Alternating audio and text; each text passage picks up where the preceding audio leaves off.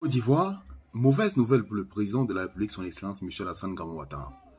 La France, dirigée par Emmanuel Macron, président de la République de France, tourne le dos au président ivoirien, son Excellence Michel Alassane Ouattara.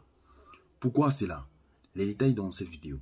La France privilégie plutôt Tidjane Thiam, président du PDC-RDA, du côté de la Côte d'Ivoire, au détriment du président de la République de Côte d'Ivoire, son Excellence Michel Alassane Ouattara.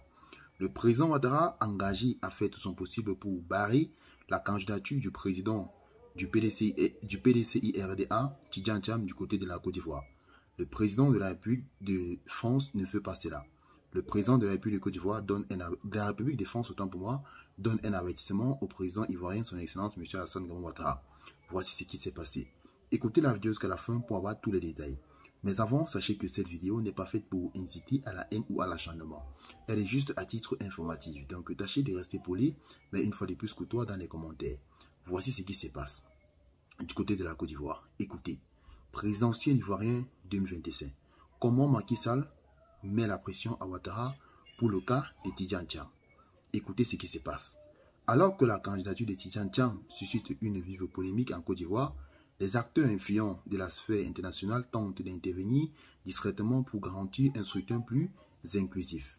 Parmi eux, l'ancien président sénégalais Macky Sall s'emploie à convaincre le chef de l'État ivoirien Alassane Ouattara de ne pas entraver la participation de l'opposant du Parti démocratique de Côte d'Ivoire, en abrégé PDCI-RDA.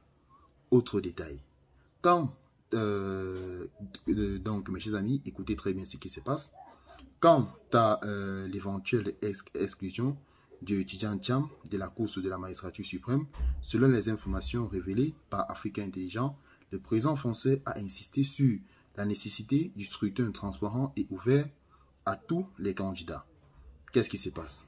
Auprès d'Emmanuel Macron, Macky Sall s'est ainsi montré disposé à évoquer le cas de l'opposant ivoirien avec Alassane Ouattara sans pouvoir néanmoins garantir de le convaincre. Il a précisé aux locataires de l'Élysée qu'il devrait s'entretenir avec le président ivoirien le lendemain et qu'il évoquerait le sujet avec lui. Le 28 mars, l'ancien président sénégalais s'est donc très discrètement rendu dans la résidence de Alassane Ouattara à Mouangouin, où il séjournait. Le chef de l'État a révélé, où séjournait autant pour moi, le chef de l'État ivoirien a relevé le média d'investigation.